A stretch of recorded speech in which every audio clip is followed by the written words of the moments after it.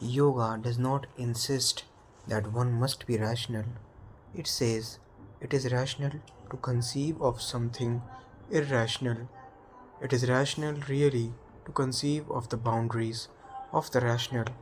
A true, authentic mind always knows the limitations of reason, always knows that reason ends somewhere. Anyone who is authentically rational has to come to a point where the irrational is felt. If we proceed with reasons towards the ultimate, the boundary will be felt. Einstein felt it.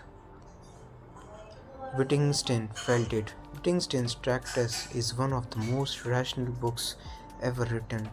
He is one of the most rationalistic minds. He goes on talking about existence in a very logical way, a very rational way. His expressions, words, language, everything is rational. But then he says there are some things about which there is a point beyond which nothing can be said, and I must remain silent about it. Then he writes that which cannot be said, the whole edifice falls, the whole edifice. Wittgenstein was trying to be rational about the entire phenomenon of life and existence, and then suddenly a point comes and he says, now nobody beyond this point, nothing can be said. This says something very significant. Something is there now and nothing can be said about it.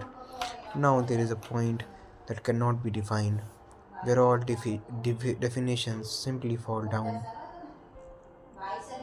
Whenever there has been an authentic, logical mind, it comes to this point.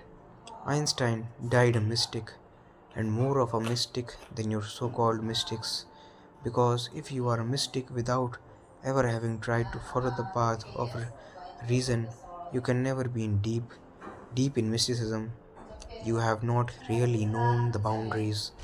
I have seen mystics who go on talking about God as a logical concept, as an argument. There have been Christian mystics who have been trying to prove God. What nonsense! If even God can be proved, you leave nothing unproved, and the unproved is the source.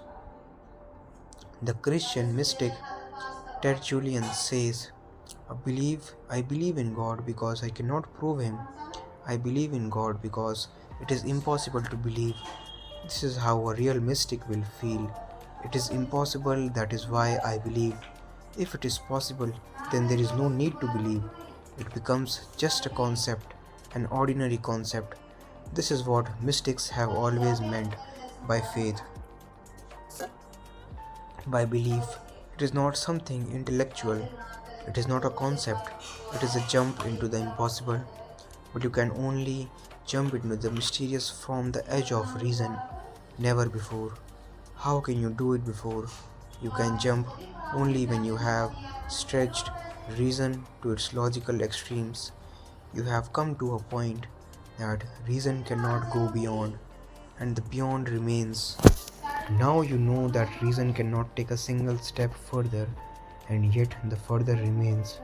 Even if you decide to remain with reason, a boundary is created.